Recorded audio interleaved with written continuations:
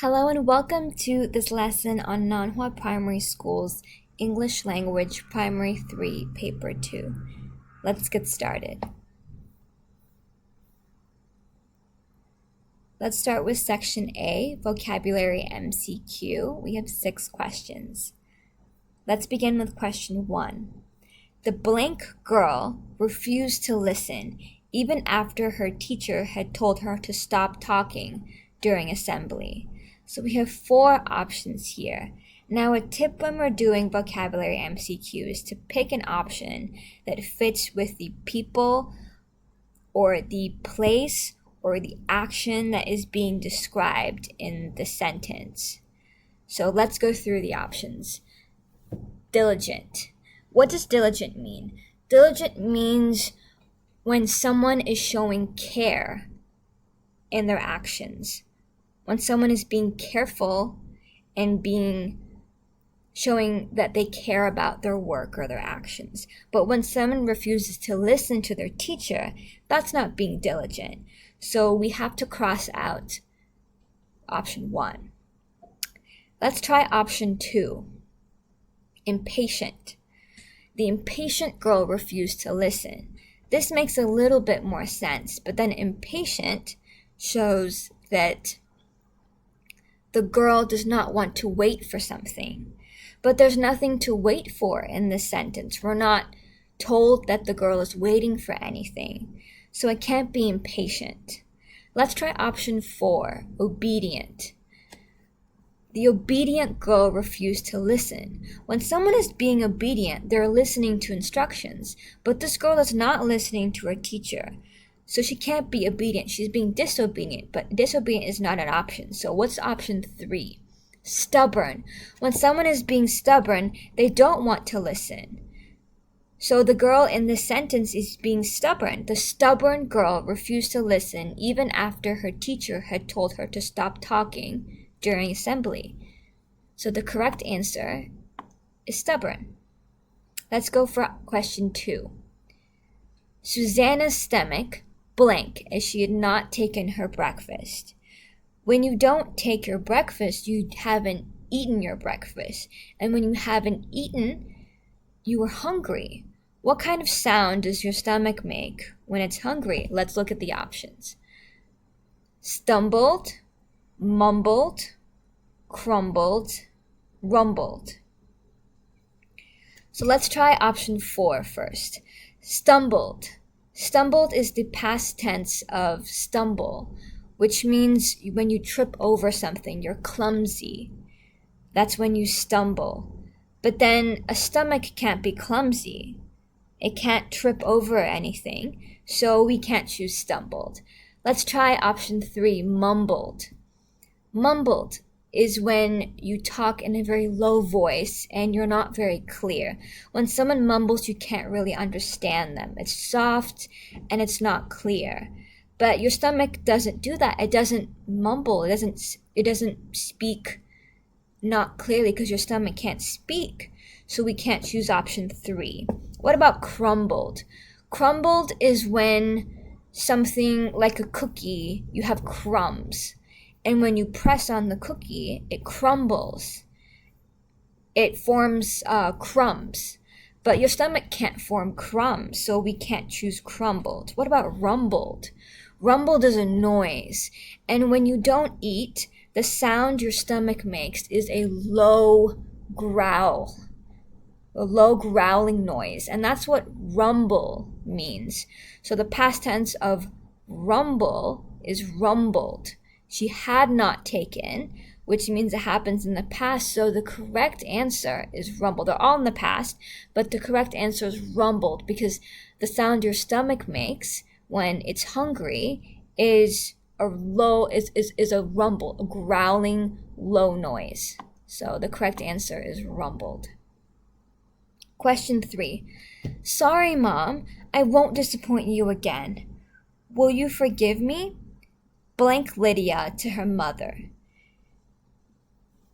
So disappoint means when you want someone to do something, you have expectations of them, but they don't do something. So when you expect someone to be kind to you, and they're not kind to you, that's disappointing. So that's what disappoint means.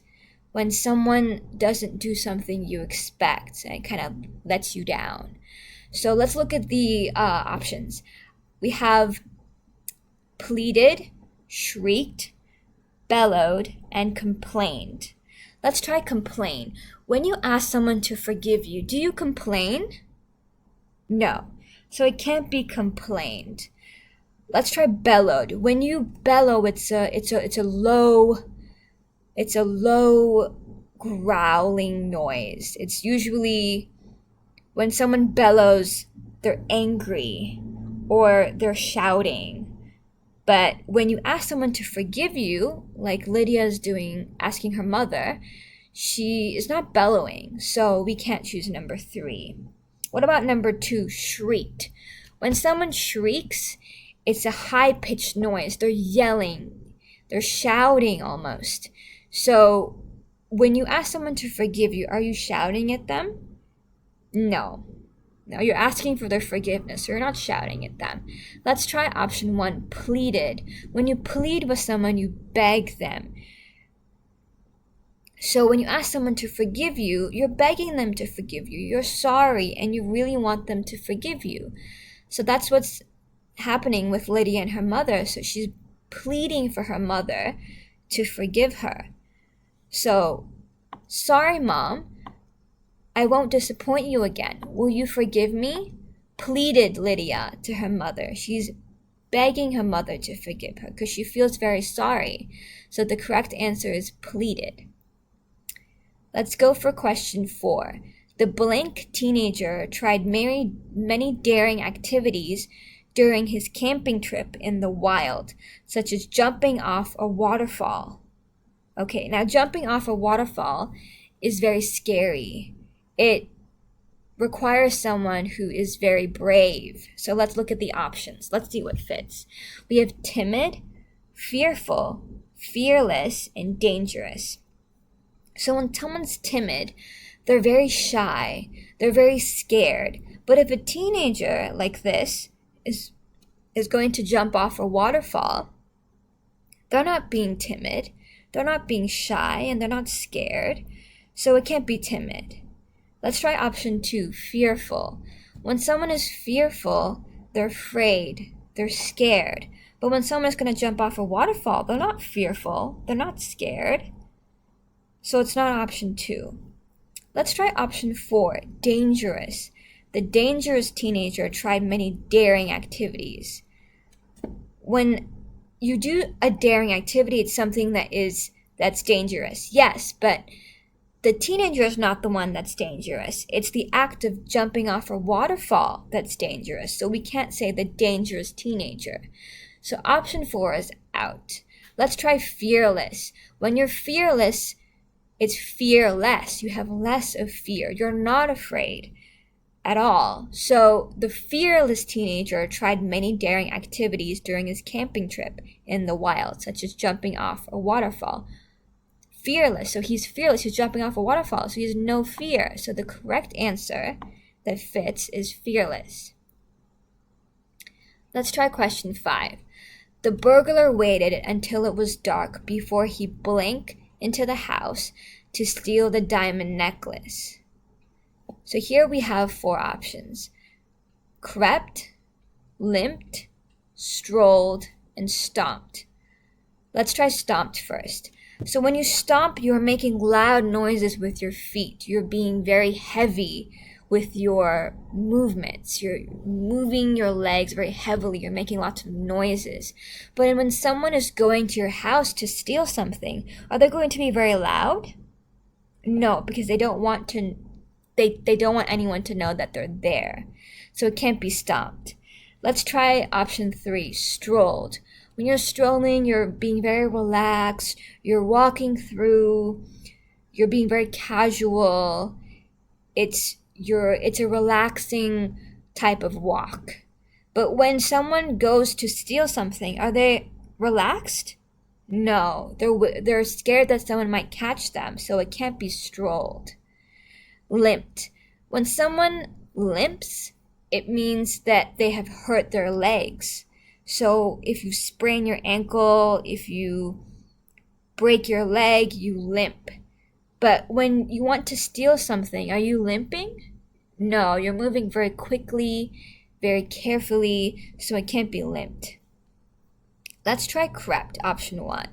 When you creep, which is crept is the past tense of creep. So when you creep, you're being very careful, you're being very quiet, you're being very cautious when you do something. You don't want anyone to find out. It's very secret. So would a burglar creep into a house? Does that make sense? Yes. When you creep, you do something very carefully, very quietly, very secretly. So when you want to steal a diamond necklace, you creep. So the correct answer is crept, the past tense of creep. The burglar waited until it was dark before he crept into the house to steal the diamond necklace. The correct answer is crept. Let's go for question 6. Emily's face was as blank as a sheet after she watched the horror movie. When you watch a horror movie, you're scared, right? Because a horror movie is a scary movie. So you would be scared watching a horror movie. So let's look at the options. Agile, white, proud, and gentle. Let's start with agile. Agile is when you're being very flexible, very smooth with your movements. So like an athlete would be very agile with their movements, to be very, very flexible, very smooth, very clean with their movements. But it's not agile. So let's try proud. Emily's face was as proud as a sheet. A sheet is a piece of paper, usually. It's a thin piece of paper.